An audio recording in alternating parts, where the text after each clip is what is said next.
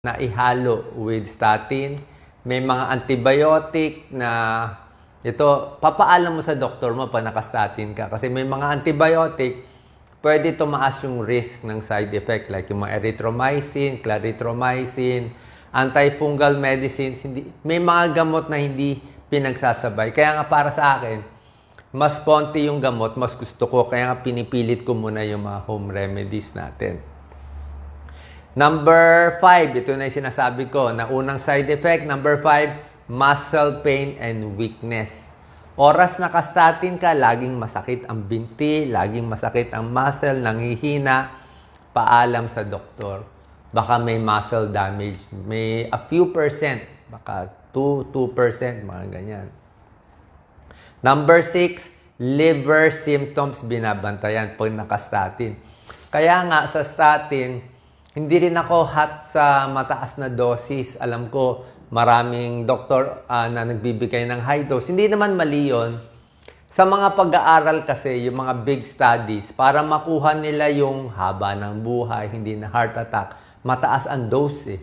Yung atorvastatin, pinapaabot ng mga 80 milligrams, 80. Oo. Lalo na yung mga na-angioplasty, 40, 80. Ako, hindi ko naabot yung ganung kataas. Mga 10, 20 lang ako. Pinipilit ko sa pasyente, gawin mo tong mga home remedies mamaya.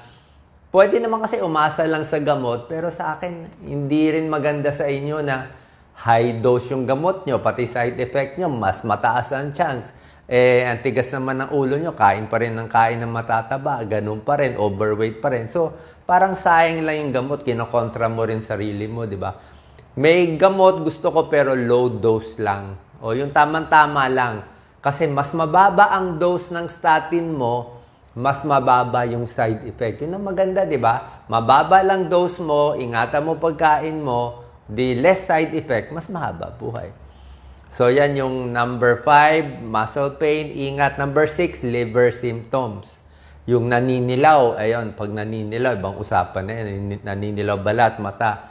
Ihi, naninilaw, nasusuka. Chinecheck ang SGPT, SGOT.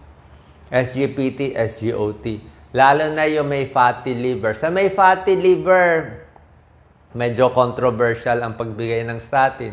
Medyo mahirap, complicated. Short lang. Fatty liver, mataba, mataas ang cholesterol. So isipin mo, fatty liver, maganda bigyan ng statin.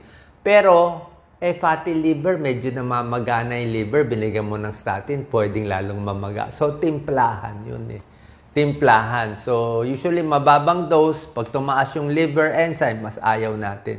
So, binabantayan.